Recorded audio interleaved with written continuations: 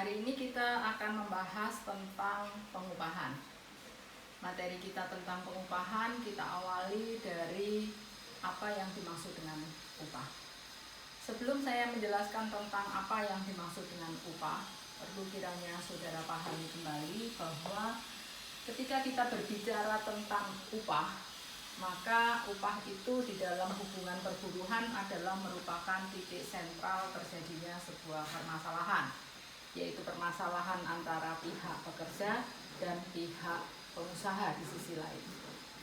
Mengapa upah ini menjadi titik sentral persoalan antara pihak pengusaha dengan pihak buruh? Karena mereka di dua kubu ini mempunyai pandangan yang berbeda terhadap upah. Di sisi pengusaha, upah adalah merupakan salah satu dari komponen pengeluaran. Di mana kita tahu bahwa ketika seorang pengusaha menjalankan sebuah usaha, maka tujuan menjalankan usaha salah satunya adalah untuk memperoleh keuntungan. Di dalam teori ekonomi yang paling sederhana, ketika kita hendak menghitung keuntungan, maka dihitung dari penghasilan dikurangi dengan pengeluaran. Semakin besar penghasilan dan semakin kecil pengeluaran, tentu laba yang didapatkan akan semakin besar. Adapun komponen pengeluaran yang harus dikeluarkan oleh pengusaha antara lain adalah satu, misalnya pembelian bahan-bahan pokok untuk produksi, kemudian pembayaran listrik, pembayaran sewa gedung, dan salah satunya adalah pembayaran upah pekerja atau buruh. Dengan demikian, semakin kecil pembayaran upah kepada pekerja, maka akan mempengaruhi besarnya keuntungan. Oleh karena itu, dari sisi pandang pengusaha tentu menghendaki upah buruh semakin lama semakin kecil ataupun tetap. Sementara kalau kita lihat dari sisi pandangan yang kedua, yaitu dari sisi pandangan buruh, buruh tentu menghendaki upah ini semakin lama semakin tinggi. Karena apa? Karena upah adalah merupakan sumber pendapatan bagi buruh, yang mungkin merupakan sumber pendapatan atau penghasilan satu-satunya, dan mungkin juga sumber pendapatan yang terbesar seandainya dia juga mempunyai sumber pendapatan yang lain. Dengan demikian, dari sisi pandang pengusaha maupun dari sisi pandang buruh ini terjadi perbedaan kepentingan. Ada beberapa teori tentang pengupahan yang dikemukakan oleh beberapa sarjana, baik dari sisi pandang ekonomi maupun dari sisi pandang hukum.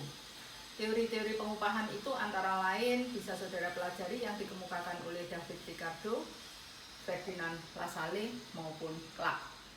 Lalu kemudian beberapa dari mereka juga mengeluarkan teori-teori tentang upah yang mereka beri nama antara lain teori upah efisiensi, teori upah pasar, teori upah alami, teori upah standar hidup, dan teori upah kemampuan membayar. Dari berbagai pandangan yang dikemukakan oleh para sarjana dan berbagai teori tentang upah tersebut, saudara bisa bahas lebih lanjut atau saudara bisa baca lebih lanjut di dalam literatur yang sudah saya sampaikan. Nah, hari ini kita akan melanjut dengan bagaimana pemberian upah secara normatif atau yang diatur di dalam hukum positif kita. Kita masuk sekarang di dalam ketentuan pengupahan secara normatif. Dengan berlakunya Undang-Undang Cipta Kerja, maka kita menyesuaikan beberapa ketentuan, yaitu khususnya juga dikaitkan dengan Peraturan Pemerintah Nomor 36 Tahun 2021. Di dalam pengertian upah yang diatur pada pasal 1 butir 30 Undang-Undang Nomor 13 Tahun 2003, untuk pasal 1 butir 1 Peraturan Pemerintah Nomor 36 Tahun 2021, upah didefinisikan sebagai hak pekerja atau buruh yang diterima dan dinyatakan dalam bentuk uang sebagai imbalan dari pengusaha atau pemberi kerja kepada pekerja atau buruh yang ditetapkan dan dibayarkan menurut suatu perjanjian kerja, kesepakatan, atau peraturan perundang-undangan, termasuk tunjangan bagi pekerja atau buruh dan keluarganya, atas suatu pekerjaan dan atau jasa yang telah atau akan dilakukan. Artinya bahwa kalau kita berbicara upah menurut hukum positif adalah segala bentuk uang yang diberikan oleh pengusaha kepada pekerja. Baik itu berupa uang ataupun berupa hal yang lain yang bukan uang, asalkan nantinya dibayarkan atau ditetapkan dalam bentuk uang. Misalnya, seorang pekerja mendapatkan fasilitas makan. Setelah dia bekerja, istirahat, lalu kemudian mendapatkan makanan, maka makanan itu kalau dihitung dalam bentuk uang, maka itu juga akan merupakan bagian dari upah. Termasuk misalnya seorang pekerja mendapatkan fasilitas antar jemput. Maka dia kalau fasilitas itu oleh pengusaha dihitung dalam bentuk uang juga akan merupakan bagian dari upah. Termasuk bagian dari upah adalah tunjangan untuk keluarga pekerja. Misalnya bahwa seorang pekerja keluarganya juga diberikan fasilitas perumahan yang bisa ditempati bersama dengan keluarga. Maka itu juga bisa menjadi bagian dari upah. Dengan demikian, upah ini menurut ketentuan hukum positif tidak selalu dalam bentuk uang, namun bisa dalam bentuk yang lainnya. Nah, kemudian berikutnya, meskipun pengusaha bebas untuk memberikan upah di dalam berbagai bentuk seperti itu, tetapi tetap ada batasan-batasannya. Ketentuan tentang upah kita dapat melihat lebih lanjut di dalam pasal 88, pasal 88A sampai dengan E, Undang-Undang Nomor 13 Tahun 2003 yang diubah dengan Undang-Undang Nomor 11 Tahun 2020 tentang Cipta Kerja, dan kita kaitkan dengan pasal 5 Peraturan Pemerintah Nomor 36 Tahun 2021. Di dalam ketentuan tersebut kita bisa melihat untuk kebijakan pengupahan. Yang pertama adalah tentang upah minimum. Upah minimum ini harus ditetapkan setiap tahun dan yang menetapkan upah minimum adalah gubernur. Gubernur paling lambat setiap tanggal 21 November untuk tiap tahunnya haruslah sudah menetapkan upah minimum. Bagaimana menetapkan upah minimum? Gubernur harus memperhatikan kondisi ekonomi dan ketenagakerjaan berdasarkan data statistik. Jadi Biro Pusat Statistik akan mengeluarkan data, misalnya berapa tingkat inflasi saat itu. Nah, disitulah akan dikaitkan dengan bagaimana menetapkan upah minimum pada tahun depannya. Kemudian bagaimana menetapkan jumlah upah minimumnya, itu ditentukan berdasarkan formula tertentu yang memuat variabel pertumbuhan ekonomi daerah atau inflasi, yaitu berupa paritas daya beli, tingkat penyerapan tenaga kerja, dan median upah. Di samping itu, ketentuan tentang upah minimum ini berlaku bagi pekerja dengan masa kerja kurang dari 1 tahun. Sedangkan untuk masa kerja pekerja yang lebih dari 1 tahun, ketentuan undang-undang sebenarnya tidak lagi mengharuskan harus mendapatkan upah minimum. Artinya bisa lebih. Lebih berapa bergantung kepada perjanjian kerja, kesepakatan kerja bersama dari para pihak. Hal lain yang diatur yang baru di dalam ketentuan peraturan pemerintah ini adalah untuk upah minimum itu bisa dikecualikan, tidak diberlakukan khusus bagi pengusaha yang bekerja pada usaha mikro dan usaha kecil. Kita juga mengenal upah minimum kabupaten atau kota dengan syarat-syarat tertentu. Kabupaten atau kota bisa mengajukan upah minimum dengan menyampaikan data bahwa rata-rata pertumbuhan ekonomi dari kabupaten atau kota tersebut selama 3 tahun terakhir adalah lebih tinggi dari pertumbuhan ekonomi di provinsi. Kemudian nilai pertumbuhan ekonomi kota atau kabupaten tersebut dikurangi dengan inflasi selama 3 tahun terakhir hasilnya adalah positif, maka dapat ditetapkan upah minimum kabupaten atau kota paling lambat juga pada tanggal 30 November setiap tahunnya. Kebijakan yang kedua adalah tentang struktur dan skala upah. Struktur dan skala upah ini disusun oleh pengusaha dengan memperhatikan kemampuan perusahaan dan produktivitasnya. Dan yang ketiga, di dalam ketentuan ini juga diatur tentang upah kerja lembur, yang nanti juga akan kita bahas tersendiri bagaimana cara menghitung upah lembur. Kebijakan yang lain adalah upah saat pekerja tidak melakukan pekerjaan karena alasan-alasan tertentu. Dan yang kelima, diatur tentang bentuk dan cara pembayaran upah. Bagaimana cara pembayaran upah? Di tempat di mana upah itu harus dibayar ditentukan di dalam perjanjian kerja, peraturan perusahaan, dan peraturan atau perjanjian kerja bersamanya. Kemudian kapan upah itu timbul? Upah itu timbul atau menjadi hak pekerja dimulai saat hubungan kerja itu dimulai, berarti pada waktu menandatangani perjanjian kerja, sampai dengan berakhirnya hubungan kerja atau sampai dengan PHK. Kemudian di dalam ketentuan peraturan pemerintah ini juga diatur bahwa buruh harus mendapatkan upah yang sama untuk pekerjaan yang sama nilainya, atau dengan kata lain upah itu tidak boleh didiskriminasikan. Tidak boleh misalnya upah itu dibayar besar kecilnya berdasarkan gender, misalnya karena laki-laki dan perempuan. Berikutnya bentuk dan cara pembayaran upah. Yang pertama, cara pembayaran upah itu harus dilakukan di tempat yang telah ditentukan di dalam perjanjian kerja, peraturan perusahaan, atau dalam perjanjian kerja bersamanya.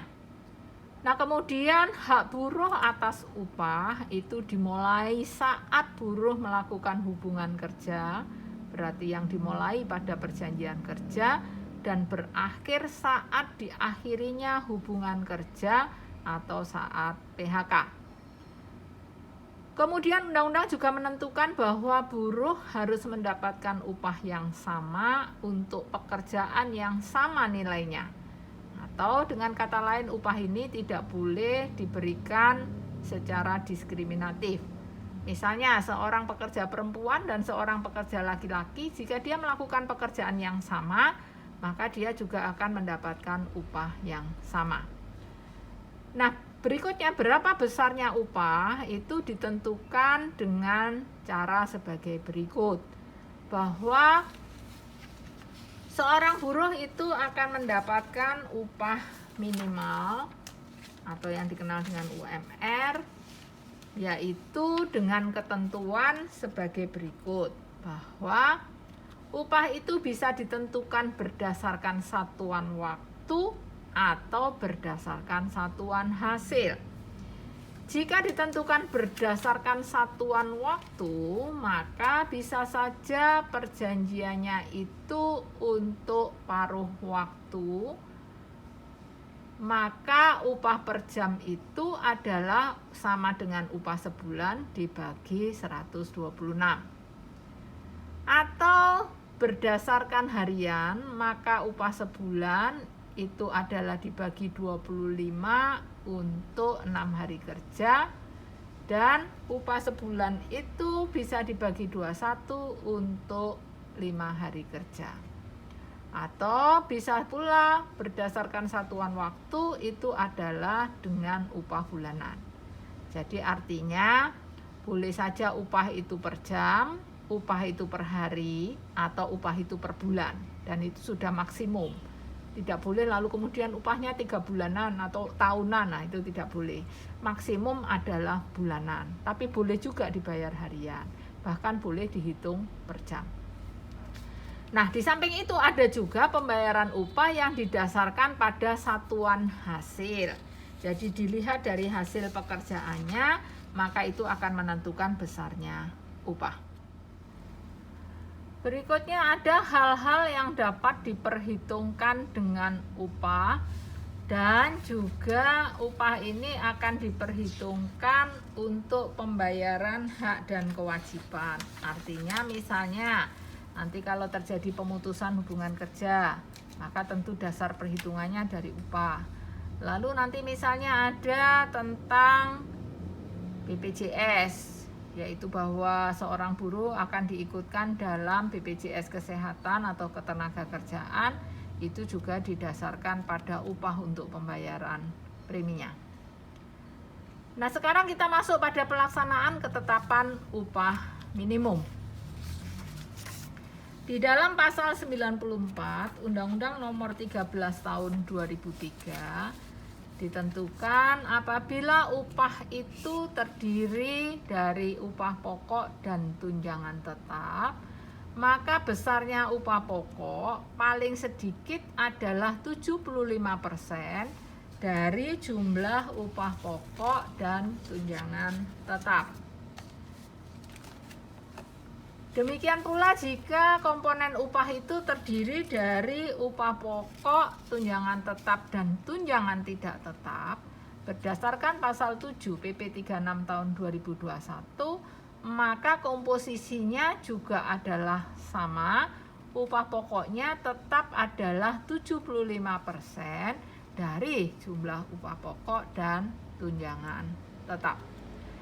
Nah, apa yang dimaksud dengan tunjangan tetap? Di dalam ketentuan pasal 94 Undang-Undang Nomor 13 Tahun 2003, tunjangan tetap adalah pembayaran kepada pekerja atau buruh yang dilakukan secara teratur dan tidak dikaitkan dengan kehadiran pekerja atau buruh atau pencapaian prestasi kerja tertentu.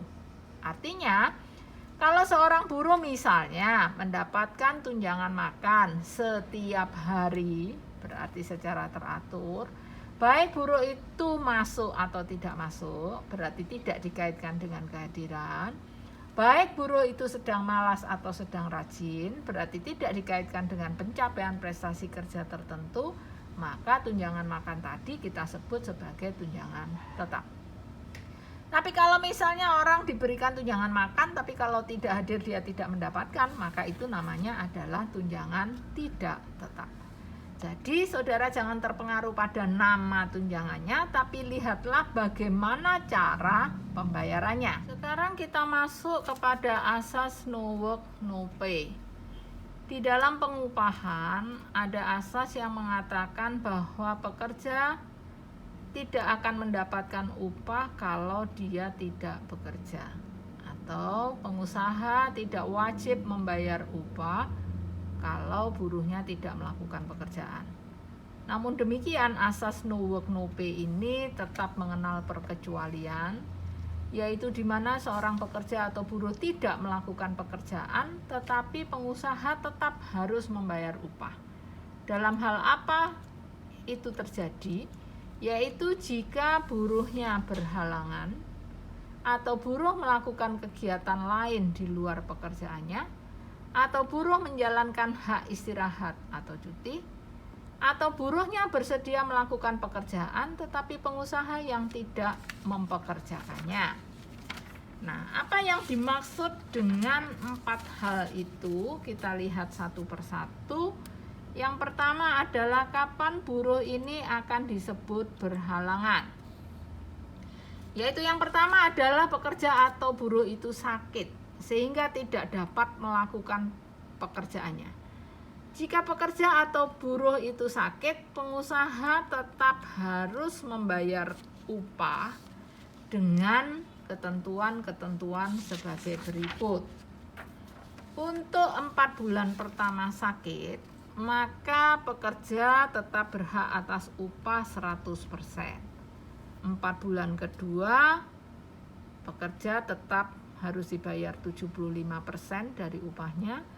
4 bulan ketiga dibayar 50%, dan untuk bulan selanjutnya dibayar 25% dari upah sampai dengan dilakukannya pemutusan hubungan kerja oleh pengusaha.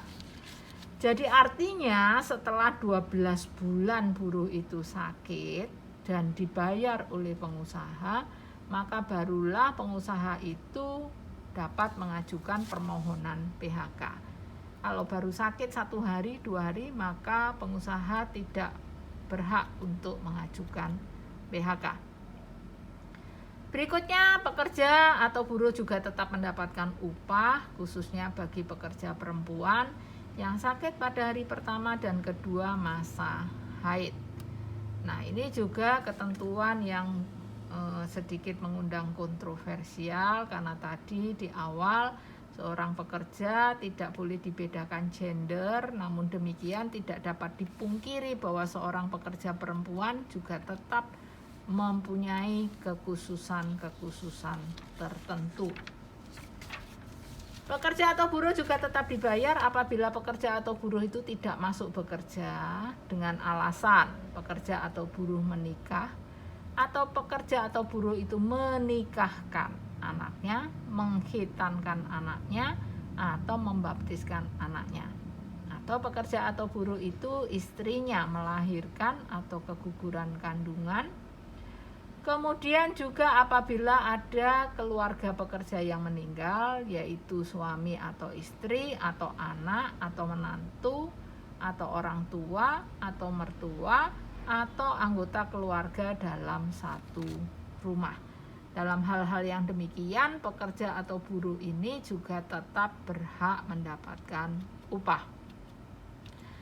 Nah, kemudian juga berikutnya adalah berapa hari untuk tadi hal-hal di mana seorang pekerja atau buruh itu tidak bekerja. Kalau pekerja atau buruh yang menikah, maka dia boleh tidak bekerja selama 3 hari dan tetap dibayar. Jika menikahkan anaknya, mengkhitankan anaknya, dan membaptiskan anaknya, maka buruh tidak bekerja selama 2 hari dan juga tetap dibayar. Sedangkan jika buruh tadi istrinya melahirkan atau keguguran kandungan, maka buruhnya boleh beristirahat 2 hari dan tetap dibayar. Demikian pula jika suami, istri, orang tua, mertua, anak, atau menantu buruh meninggal, maka buruh diberi hak istirahat 2 hari dan tetap dibayar. Sedangkan jika yang meninggal adalah keluarga di dalam satu rumah, maka buruh diberikan istirahat selama 1 hari. Ketentuan yang kedua tadi adalah dalam hal apa buruh melakukan kegiatan lain di luar pekerjaannya tetapi tetap dibayar. Yang pertama adalah jika pekerja atau buruh itu tidak melakukan pekerjaannya karena sedang menjalankan kewajiban terhadap negara. Nah, menjalankan kewajiban terhadap negara ini juga harus sesuai ketentuan perundang-undangan, dengan ketentuan apabila negara tidak melakukan pembayaran atau negara membayar tetapi kurang dari upah yang biasa diterima oleh pekerja atau buruh, maka pekerja atau buruh itu tetap akan mendapatkan dari pengusaha sisa atau kekurangan dari pembayaran upah tersebut. Yang kedua adalah jika pekerja atau buruh itu menjalankan ibadah yang diperintahkan oleh agamanya, pekerja atau buruh melaksanakan tugas serikat pekerja atau serikat buruh atas persetujuan pengusaha, dan pekerja atau buruh melaksanakan tugas pendidikan dari perusahaan, maka dia juga tetap dibayar. Alasan yang ketiga dari asas no work no pay adalah jika pekerja atau buruh itu menjalankan hak istirahat. Nah, ada beberapa hak istirahat. Yang pertama adalah istirahat mingguan. Istirahat mingguan dalam 1 minggu itu 1 hari atau 2 hari, bergantung pilihan dari pengusaha apakah masuk dalam 5 hari kerja ataukah 6 hari kerja. Kemudian cuti tahunan yang besarnya adalah 12 hari dalam setahun apabila pekerja atau buruh itu sudah menjalankan pekerjaan selama 12 bulan terus-menerus. Yang ketiga adalah hak istirahat panjang. Ini tentu harus diatur di dalam peraturan perusahaannya, apakah perusahaan itu mempunyai hak istirahat panjang ataukah tidak. Istirahat sebelum dan sesudah melahirkan untuk buruh perempuan yaitu 1,5 bulan sebelum melahirkan dan 1,5 bulan sesudah melahirkan, termasuk istirahat karena gugur kandungan, yaitu 1,5 bulan setelah keguguran. Dan yang keempat yang termasuk di dalam asas no work no pay adalah apabila pekerja atau buruh bersedia melakukan pekerjaan yang telah diperjanjikan tetapi pengusaha yang tidak mempekerjakannya, baik karena kesalahan pengusaha sendiri maupun halangan yang seharusnya dapat dihindari pengusaha. Misalnya pengusaha melakukan penutupan perusahaan atau lockdown, maka buruh juga tetap mendapatkan upah. Nah, berikutnya tadi saya mengatakan bahwa penghasilan yang diterima oleh buruh itu bermacam-macam. Nah, di dalam ketentuan undang-undang ada beberapa ketentuan penghasilan yang diterima buruh. Yang pertama adalah berupa upah dan yang kedua pendapatan non upah. Upah tadi sudah kita bicarakan. Apa saja yang termasuk pendapatan non upah? Yang pertama adalah tunjangan hari raya keagamaan, THR. THR ini pengusaha wajib untuk membayarkan 7 hari sebelum hari raya keagamaan. Lalu bisa saja seorang buruh itu mendapatkan insentif untuk pekerjaan atau jabatan tertentu. Atau buruh mendapatkan bonus jika perusahaan itu memperoleh keuntungan. Atau uang pengganti atas fasilitas kerja untuk jabatan tertentu atau juga bisa untuk seluruh pekerja. Dan juga bisa uang servis pada usaha tertentu. Uang servis ini harus dikumpulkan dan dikelola oleh perusahaan untuk dibagikan pada pekerja.